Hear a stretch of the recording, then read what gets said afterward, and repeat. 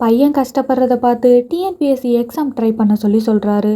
அதுக்கும் ட்ரை பண்ணி பார்க்கறான். ஆனா அதுலயுமே ஃபெயில் ஆயிடுறான். கோவத்துல எல்லாத்தையுமே போட்டு உடைக்கிறான். கொஞ்சம் பொறுமையா இரு, வேற எக்ஸாம் எழுதலான்ற மாதிரி அப்பா சொல்ல, ஆனா பிரபுக்கு இனிமே இந்த எக்ஸாம் எழுதுறதுலாம் விருப்பம் இல்லை, கிடைக்கிற வேலைக்கு போறேன்ற மாதிரி சொல்றான். உடனே அப்பா என்ன மாதிரியே நீயும் ஆயிராதுன்னு சொல்லி வருத்தப்படுறாரு. இப்போ பிரபு என்னால் முடியலப்பா, நான் மறுபடியும் தோத்துக்கிட்டே இருக்கேன்ற மாதிரி சொல்ல, அப்போ என்னை பற்றி கொஞ்சம் யோசிச்சு பாருன்ற மாதிரி சொல்லிட்டு அங்கேருந்து போயிடுறாரு.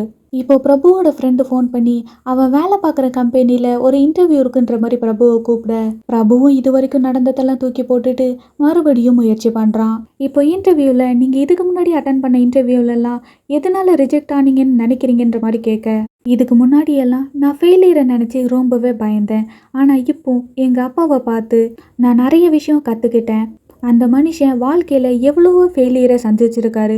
ஆனால் மறுபடியும் அவர் ஓடிக்கிட்டே தான் இருந்தாரே தவிர ஒரு நேரமும் அதை விட்டு விலகலை. நீங்கள் என்னை இப்போ ரிஜெக்ட் பண்ணாலும் நான் மறுபடியும் ட்ரை பண்ணிகிட்டே தான் இருப்பேன்ற மாதிரி சொல்கிறான். ஒரு வழியாக இந்த இன்டர்வியூவில் செலக்ட் ஆயிடுறான்.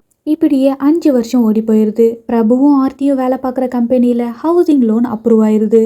இதை கேட்டதுமே அப்பாவும் அம்மாவும் எமோஷ்னல் ஆயிடுறாங்க. இப்போ ஒரு வீடு பார்த்து அதை முடிக்கலான்ற ஸ்டேஜுக்கு போயிடுறாங்க. அப்போது கரெக்டாக வாசுவோட தம்பி வந்து ஆர்த்திக்கு ஒரு நல்ல அலைன்ஸ் வந்திருக்குன்ற மாதிரி சொல்கிறாரு.